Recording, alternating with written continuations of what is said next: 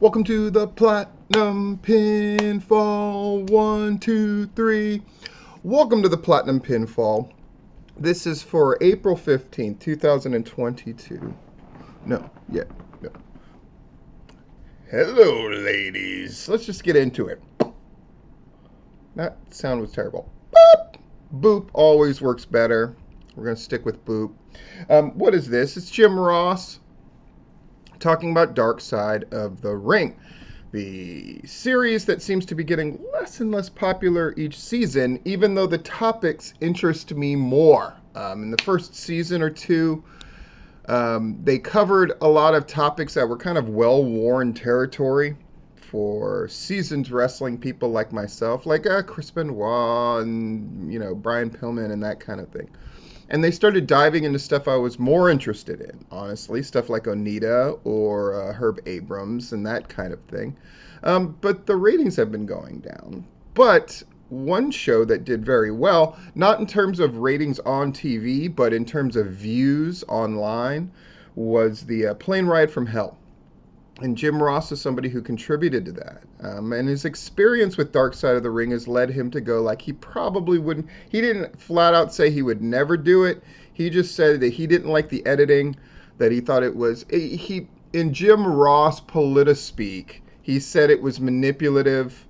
And he had nice things to say about the guys who did the series. But his implication was he didn't like how the words were twisted in order to sort of purport a narrative that was more salacious. Welcome to documentary filmmaking, but Jim Ross said that. And if Jim Ross said it, I have a feeling other people might follow, and they might find themselves with a dwindling number of people who are willing to talk about topics. And that would be a shame. Next. Boop. Oh, Sasha Banks. God bless her. Super Jewelers hooked her up.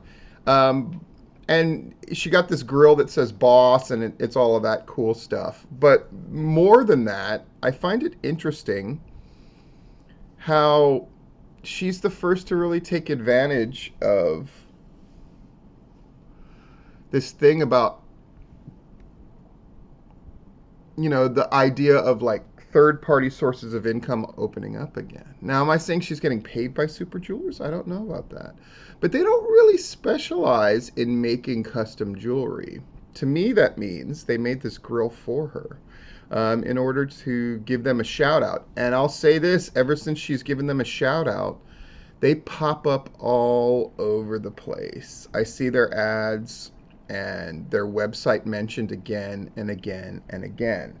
So it was money well spent on old Sasha Banks.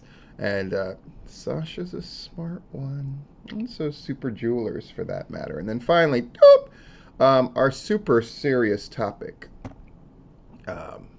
What is this? Steve, what is this? This is from Tim Lukenhoff, Executive Director of the Missouri Office of Athletics, which covers professional boxing, professional wrestling, full contact karate, mixed martial arts, amateur kickboxing, and amateur mixed martial arts. So, all permits are $150 per day of the event. Pro wrestling people in particular, did your buttholes just pucker? And on July 1st, amateur contestant license will increase to 40, currently 30, and all that kind of stuff. Also, effective July 1st, a $1 surcharge will be placed on all tickets, including complimentary tickets. So think about this. The Southern Honor Show, which just happened, would have to give this dude $550, which means Ox would have gotten no money. And some of the boys would not have gotten their fee covered, even with the donations from the viewing public. Therefore, the office will expect to receive a computer-generated box office accounting of all tickets and sold and any complimentary tickets issued. If no computer printout is available, the inspector will secure all ticket stubs to determine an accurate accounting of all tickets issued for the event. Unfortunately, What? This is only the second fee increase the office has had to make in my 27 plus year career. Why is that unfortunate? Oh, God. People who can't. The last 2 years, the office has seen a decline in yearly revenue. We charge you all this money for crap. And in the last 2 years, the office has seen a decline in yearly revenue. Maybe because COVID fucking happened. These fucking guys, man. The office was in a situation whereby it needed to raise fees to pay for the expenses of the office. Now, all of that sounds very logical, does it not? It does, right? Let's get to this last paragraph. As a way of background, the office is fee funded. Therefore, there are no general revenue funds received by the office. The office must set the fees in order to pay its expenses. However, here it comes. The office may not set fees to exceed 2 1/2 times its annual budget. So it is complicated. But we try to set fees to ensure we do not collect any more than needed. I'm very mindful of the rising cost of everything, so I do not take these fee increases lightly, but they are necessary.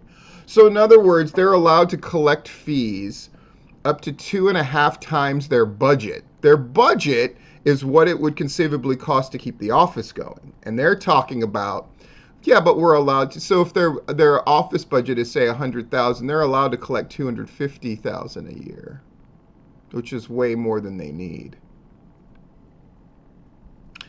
Folks, we do not want this in Georgia or Florida or anywhere else. Pro wrestling in Missouri is a fraction of what it is in states without this kind of thing. Promoters, you may say, oh, well, that would be no big deal to me, $150 plus $1 for each ticket. It's good if it keeps the... It doesn't. It just kills wrestling in your state.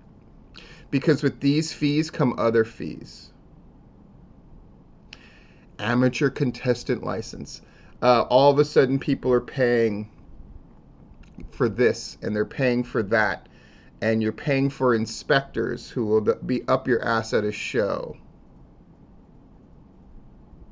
And all this deathmatch stuff that's happening at various shows, kiss that goodbye.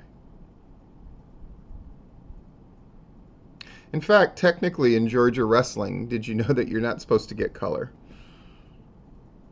And you're supposed to report your ticket sales every show. You know who does this? Nobody. Even when the guy from AWN tried to call me and Larry out, and we pointed out the fact that he himself was doing all the stuff he's not supposed to. He wasn't doing all the stuff he was supposed to do. He was dumbfounded. But it is a soft commission in Georgia. And that's what we want. And if you don't agree, I don't know what to tell you. Except to say that you're an idiot. In any case, what is our video today? Our video today is of a very upset person. But what a gimmick. In any case, this has been the Platinum Pinfall 1, 2, 3. I know it was a serious one, especially with that Missouri thing. But it's important. It's really important. What did you say? We care about each other, bro. That's it. Say it again, Craig! I said it already. You're gonna suffer my wrath. Get away. You're way too close. Benji. Don't get Benji. I'm going to my room! That was not nice. Welcome to the Platinum Pinfall 1, 2, 3. Welcome to the Platinum Pinfall. Stephen Platinum. It is April 16th, 2022. Let's just jump into it. That's Davey Richards. Help train him, like him. Anyway, he put up a post and I looked into it, and it's absolutely true. Pro Wrestling Noah of Japan is looking for some new wrestlers, preferably Americans, so you can apply. Now, the number one thing I've heard from wrestlers since I've started training them, which is like, oh boy, 13 to 15 years worth, is they want to wrestle in Japan. Well, fucking try, assholes. Follow that link. Just look up Pro Wrestling Noah, tryouts and that kind of thing, and get on it. Boop! Matt Cardona, professional troll, and the guy that I said has the best non-WWE AEW career in North America, trolls and sends Vince McMahon a picture, this picture of him with the titles draped all over him, calls himself Ultimo Broski, a reference to Ultimo Dragon, who once had 10 titles that he draped all over himself in a similar fashion. Pretty great. I love the Matt Cardona. Big fan of the Matt Cardona. And Chelsea Green, for that matter, his lady. And they're just doing a great job. Who else is doing a great job at the indie level? It could be you. And then finally, boop, what do we got here? The WWE policy on the name changing. They're about to change Casey Catanzano and Kaylee Ray, and they're just changing names left and right. But apparently it comes down to two factors. One, they don't want you using any part of your real name or any name that you used on the indies. And so that's why, like Rachel Gonzalez, why did they change it to Rachel whatever? That's why. Why did they change Walter's name? Because it's his real name and a name that he used on the indies. So they want rights to all your shit, right? People can feel two ways about it. My general stance on giving people names is, unless it's a vast improvement, I don't like it, because I think people invest more in the gimmicks they feel more attached to. Certainly, let's say I got hired by the WWE and they went, Stephen Platinum, we don't like it. We don't like the Stephen part because that's your real name, and we don't like the Platinum part. Well, they can go fuck themselves, right? Like, unless they can come up with better than Stephen Platinum, I don't want to hear it. And if you look at the host of the biggest stars there are, they are the ones who got to use their indie names, CM Punk, or they're using their real names, Brock Lesnar, John Cena. And I think there's a reason that really worked. Now, a lot of this is about AEW, again, right? They don't want people going over and using their names, like Samoa Joe, right? But tough titty. If you don't like it, to not allow somebody to invest in themselves in a way that will make your brand bigger and make them a bigger star, yes, if they leave, inevitably it will be what it is. But at the end of the day, they can do whatever they want. It's their company. Certainly if you want to go wrestle for them, and why wouldn't you, when the average minimum salary, if you're on SmackDown, is $250,000 a year. It's a nice hunk of change, good living, especially for a young person. Yeah, change my name and you can own it. It would be nice, though, if the people naming the names could come up with great stuff. Now, to be sure, there are a couple that are pretty great, but most of the time, they're not so great. And again, I'm a big fan in just star power and people investing in themselves. But it is what it is. What's our video? The latest attempt at heel heat. I'll just leave it at that and show you the video. In any case, this has been the Platinum Pinfall 1, 2, 3 wheelchair.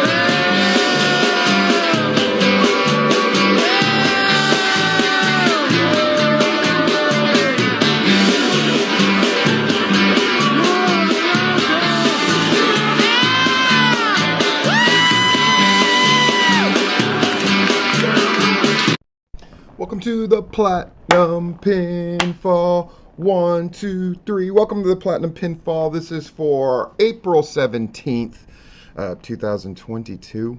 As if that needs to be said, but let's say it anyway. 3 quick stories about wrestling and a video. Let's jump into it.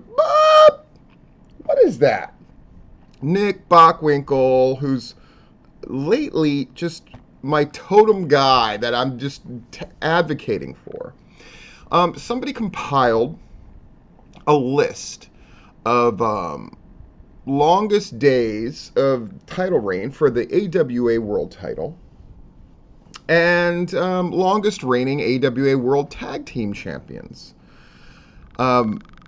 Here's what's notable. So Nick Bockwinkel is second on the list. Now Verne Gagne, who was the promoter and booker and everything else for AWA, has the most days, 4,686 jumping Jesus on a pogo stick. That is well over 10 years. That is 13 years. 13 years as champion total. My God, is that more than motherfucking Bruno Sammartino? I think it is. Wow. Nick Bockwinkel, notably, 2,986 as the heel champion. And one of the main protagonists, or antagonists, against Verne Gagne and others. But Nick Bockwinkel, when you divide that roughly into years, you're looking at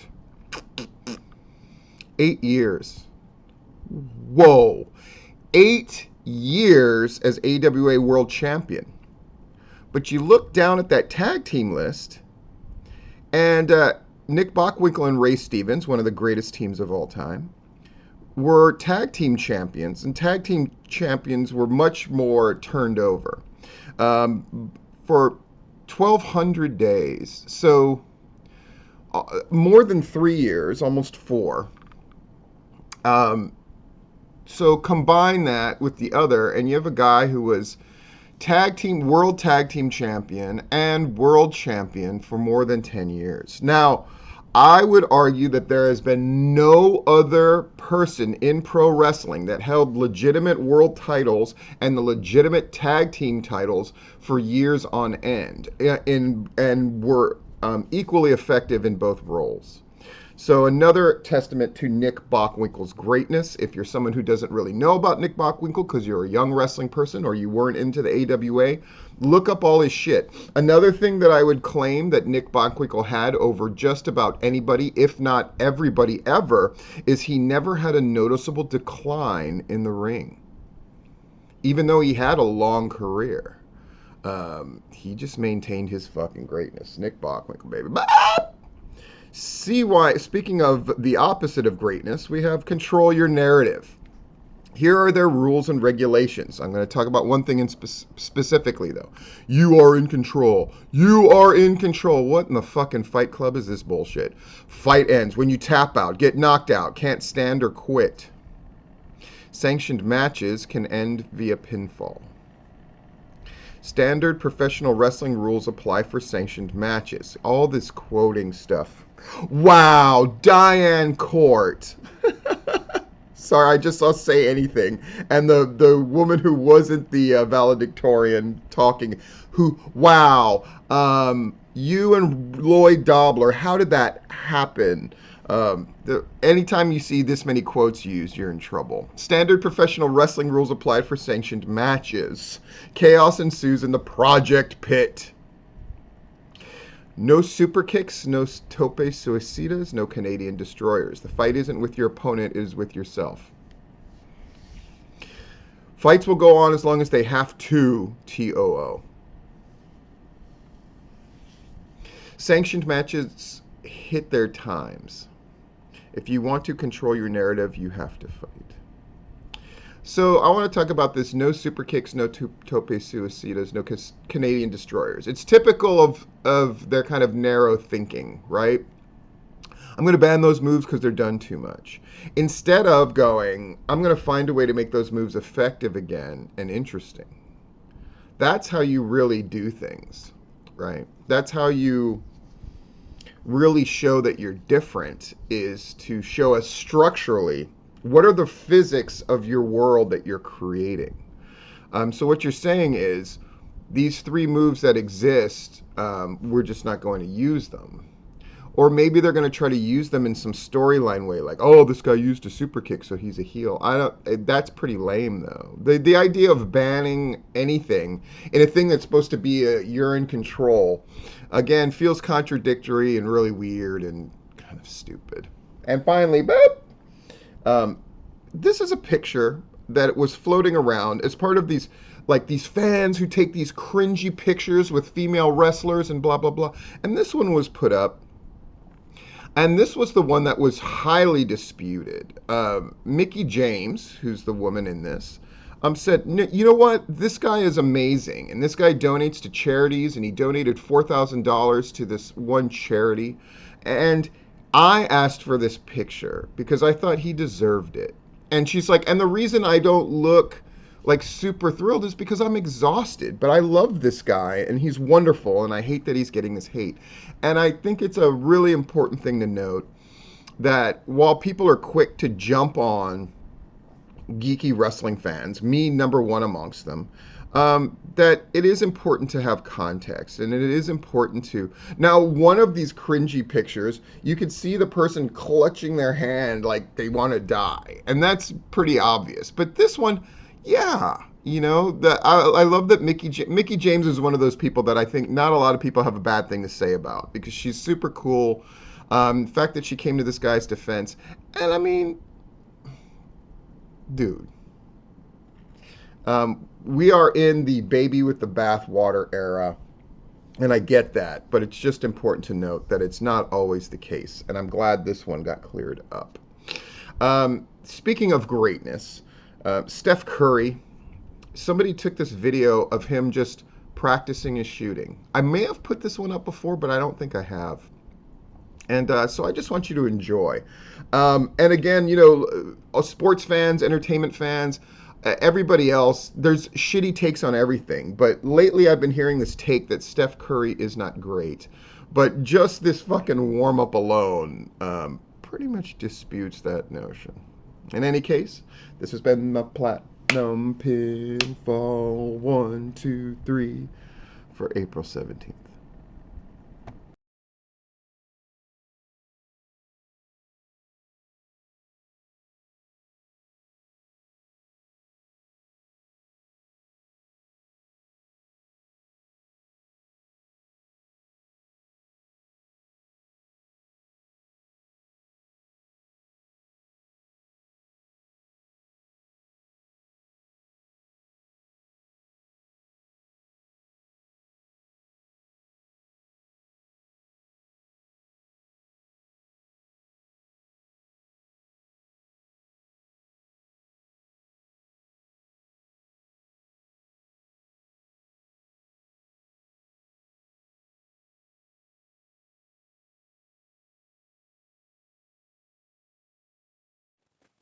Welcome to the Platinum Pinfall 1, 2, 3.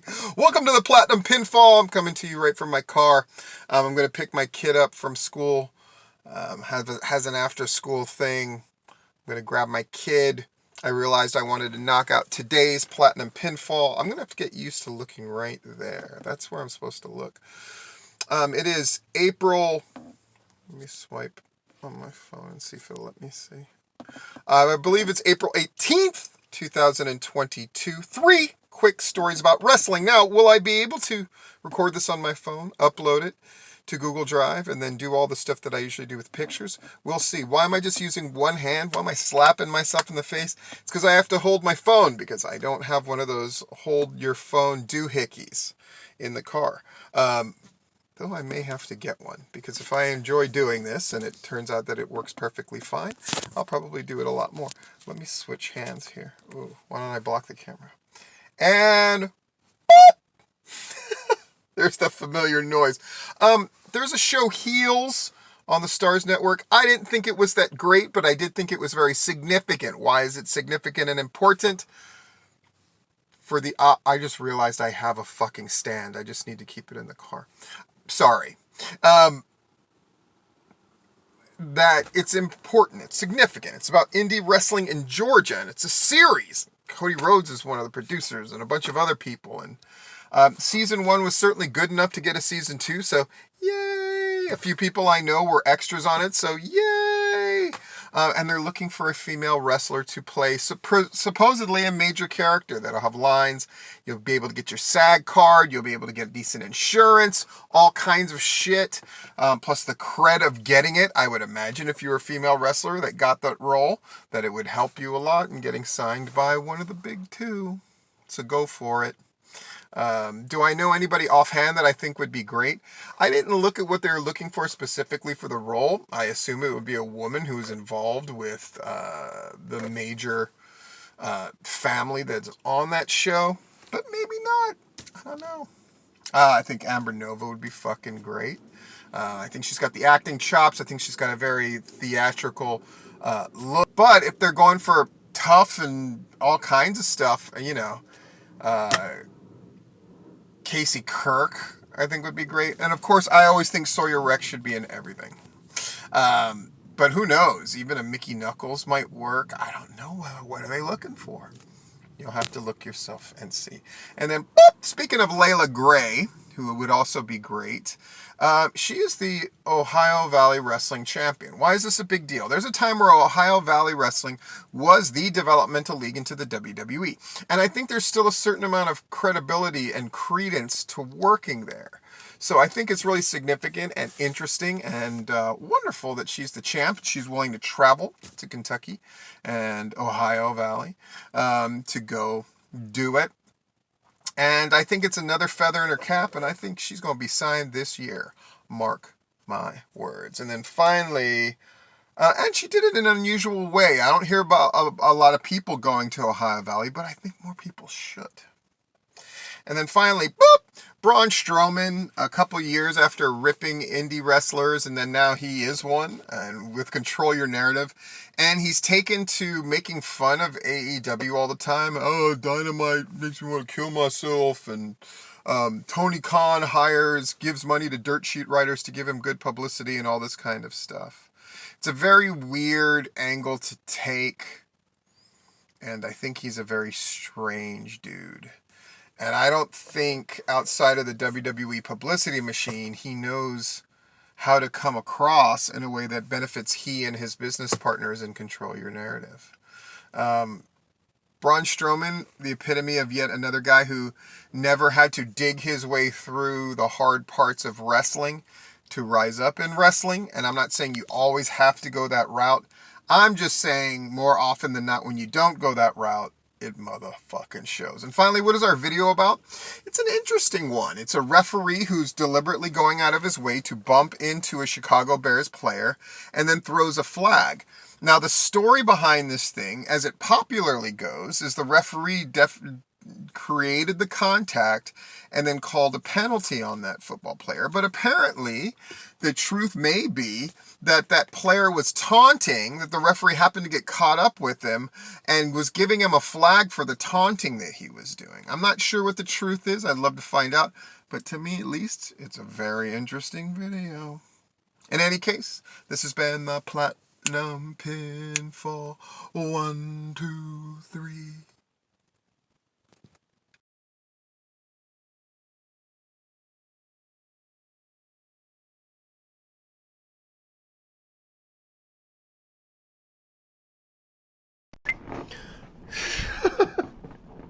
Ridiculous. Welcome to the Platinum Pinfall 1, 2, 3. Welcome to the Platinum Pinfall. This is for April 19th, 2022. Let's just jump into it. This one's getting a lot of attention. This is Triple H. He says independent wrestlers have more bad habits than untrained athletes.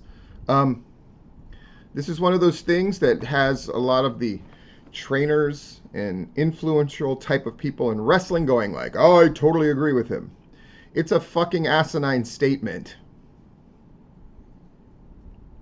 Somebody who is trained in an activity and actively engages in the activity is invariably going to have bad habits of course, we're assuming Triple H has no bad habits and is the arbiter of what is right and wrong. Let's just assume that that is true.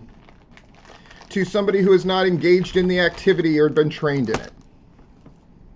Duh. Professional football players in the NFL have more bad habits in playing football than guys at the bar who have never played football. That is also true.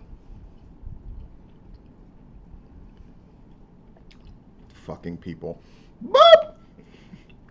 This asshole. Former deathmatch wrestler turned referee in the WWE and QAnon-loving dumb fuck Drake Wuertz is running for office in Florida and getting a lot of attention doing it. But he's disavowed the QAnon and Proud Boy conspiracies. But if you look at all of his language, it's the same, right? This obsession with pedophiles and all this other stuff. And he's running for the Florida legislature as a Republican. How's it going so far? For him, it's going pretty well. My God. As a reminder, he got booted as a referee, constantly saying racist things, constantly putting out these QAnon-esque theories and conspiracies. And make no mistake, he disavowed them only in the sense of like, well, now people can't say that I believe in them, even though I believe in them. What a weird world. And let's counter that with, boop! This thing is making the rounds, boy. This picture has been sent to me by more than one person. What's interesting is the person who originally tweeted it. You see there, Matthew Randazzo the Fifth. He's a writer and a guy that I used to work with. We used to write together at different wrestling websites. He's much younger than I am, though much balder than I am. But yeah, he gets a lot of attention, and this thing has gone, you know, that the term gone viral is very overused. But in this case, no, Matthew in real time is sort of tracking how many people have shared this thing, commented on it, viewed it, and that kind of thing. And it's a guy holding a sign saying pro-science, pro-choice, pro-wrestling, which is hysterical. But it is such a mindfuck that Matthew Randazzo has made this thing go. This is a weird, wacky world, and a relatively small community when you think about it. I have a couple of Randazzo stories. I'll probably tell them at another time, but at one point he had ambitions of starting this magazine years and years ago, and sent me the proposal for it to see if he could, you know, figure out a way to get funding. And at one point he had broken off and done his own sort of website stuff. You know, the IWC, which was the International Wrestling Community, these group of guys that wrote about wrestling and all this kind of stuff. It was quite the petty, drama-filled nonsense in the 90s and early 2000s. And he was definitely one of the main guys in that. When people found out he was only 14 or 15 and writing this really heady, good stuff, I remember he did this parody of All in the Family in regards to wrestling. That was absolutely fantastic. All kinds of weird stuff got written back then, and I was definitely a contributor in that, and Matthew Randazzo was another one. What is our video about?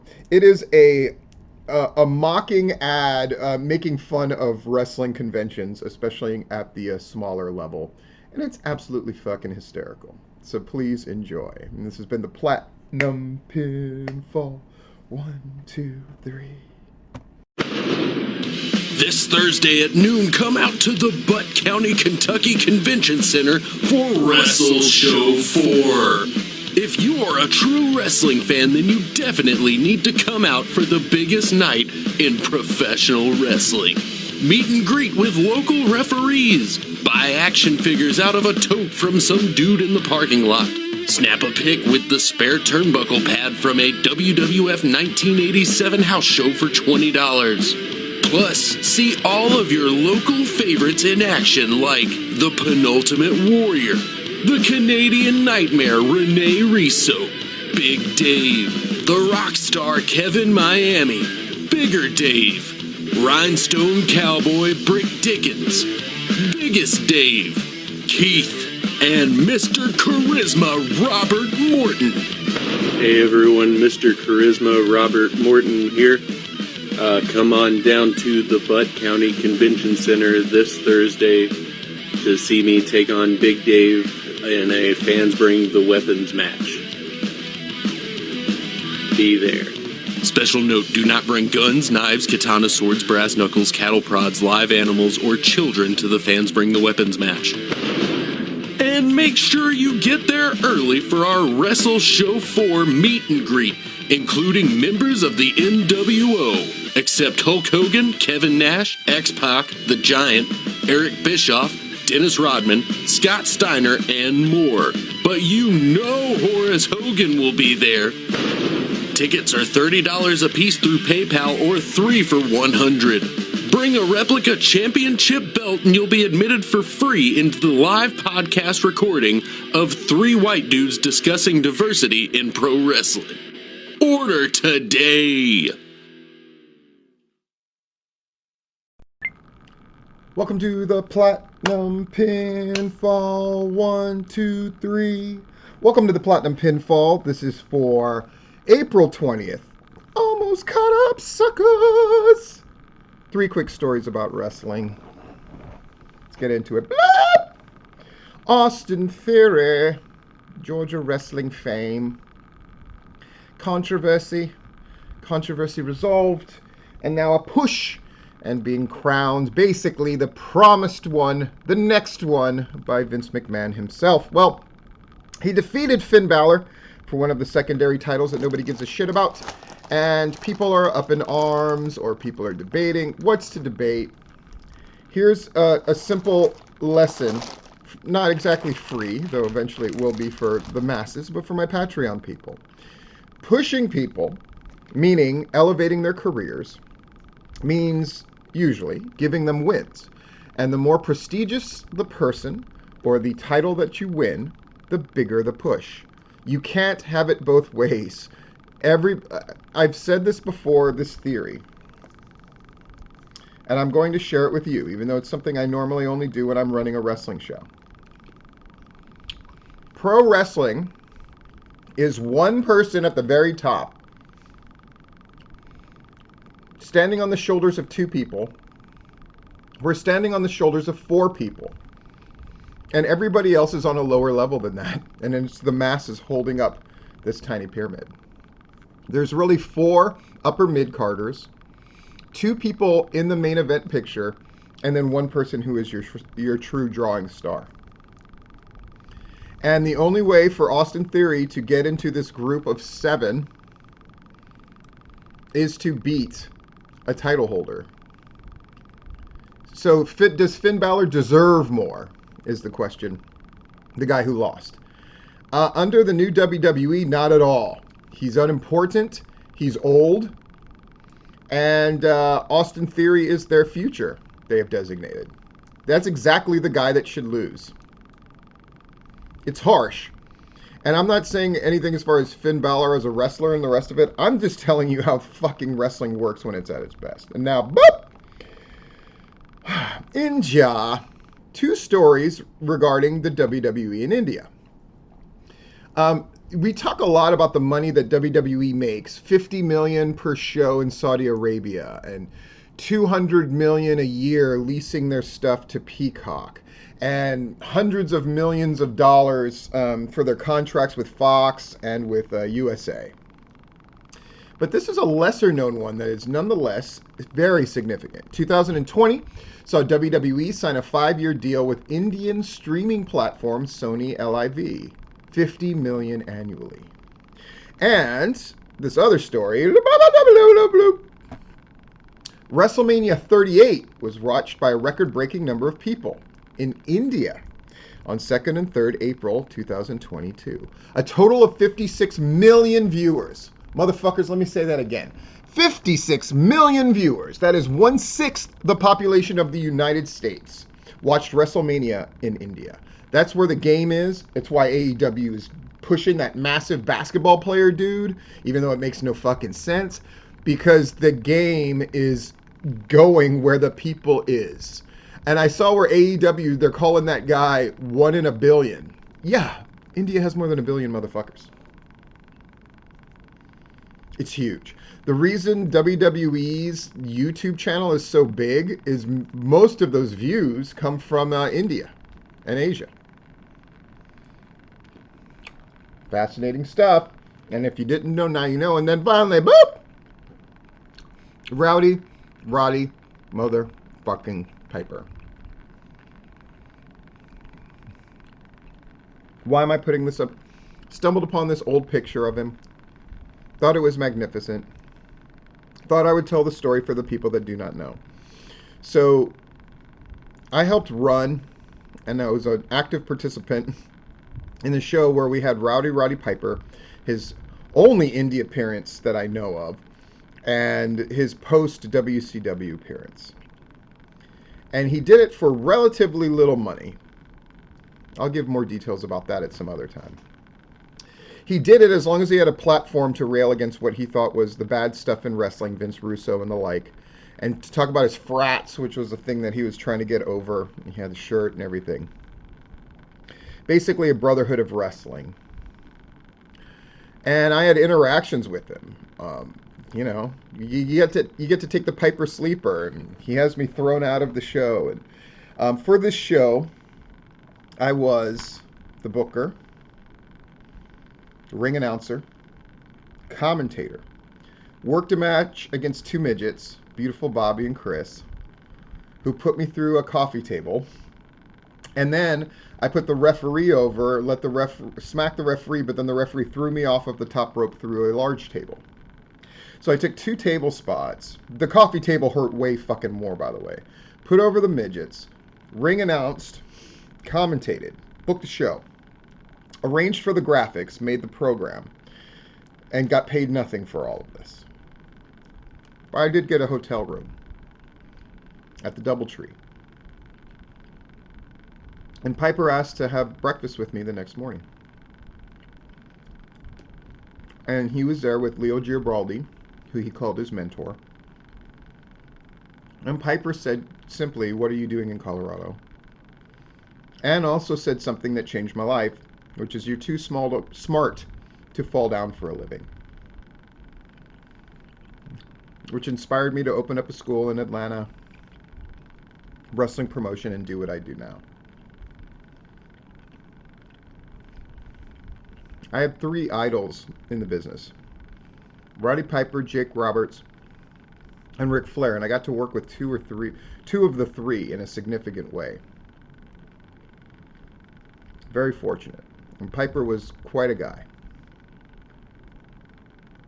In any case, our video is this ridiculous spot they did in an indie, I believe the Palmetto Wrestling Academy, and it fucking made me laugh. I hope you enjoy it and don't take this shit too seriously. It's fake fighting in your underwear at the end of the day. In any case, this has been the Platinum Pinfall 1, 2, 3.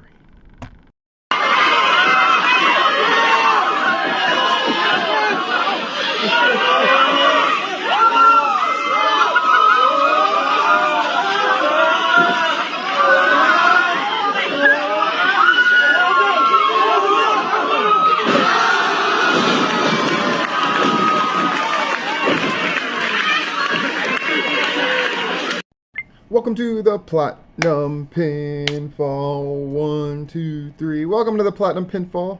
This is for Thursday, April 21st, 2022. Let's get into it. Boop! What is that? Bray Wyatt, since he was released by the WWE, where he's making well over $1 million a year, which was seen as one of the reasons they got rid of him. Apparently his asking price was too high for AEW, so he was willing to wrestle for AEW, or anybody else for that matter that would meet this price. What is that price? I have no idea, but I imagine that it was a stunning amount of money. He probably wanted something comparable to what the top people in AEW get.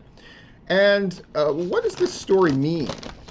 I think one thing that it indicates is it wasn't that long ago that it was perceived that AEW were the marks that would pay ridiculous amounts of money to get WWE, ex-WWE people, and the WWE was like fiscally prudent and being very smart and cagey about things. Now we got WWE paying $5 million to Cody, $3 million to Kevin Owens to lose all the time, $1.5 million to Sami Zayn to flounder and do comedy matches, and on and on and on and on. Where at one point it was like, if you make more than $1 million a year, you're in jeopardy of getting fired, because now they're having to throw money at often ex-AEW people.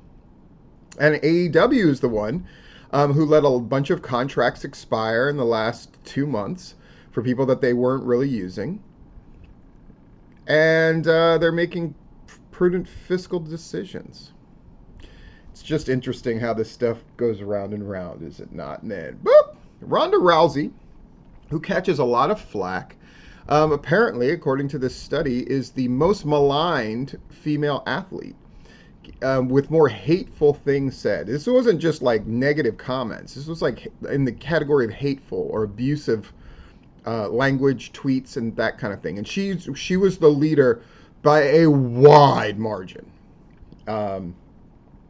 Just something to sort of keep in mind. And being part of the pro wrestling world isn't going to make that number go down, I assure you.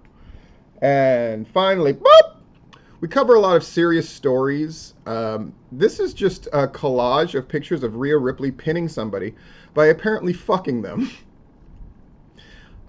Tell me that you found ways to get around the PG rating of WWE without telling me. Sly gal. Finally, we have a clip of Ric Flair wrestling. The man is old. He's above 70 years old. And I'm going to break this thing down at a later date, but I just thought it was sort of noteworthy. Now, a lot of people are saying, oh, this is really pathetic, or this is amazing, or I do think that there's an element of sadness about it, but there's also an element of like, it's the one thing Flair does, right? And his body just knows how to do it. And yeah, he's super old and he's having to break the fall in a weird way, but Flair has always been a weird bumper. Ever since he had his back broken in the plane crash in the 70s, he's always taken his bumps on the side. So for him, this is a pretty normal thing. And Jay Lethal getting to be in there with his hero and them getting to woo at each other and all that kind of great stuff. So enjoy. And we'll see you again tomorrow for another edition of the Platinum Pinfall. 1, 2, 3. Woo! Yeah.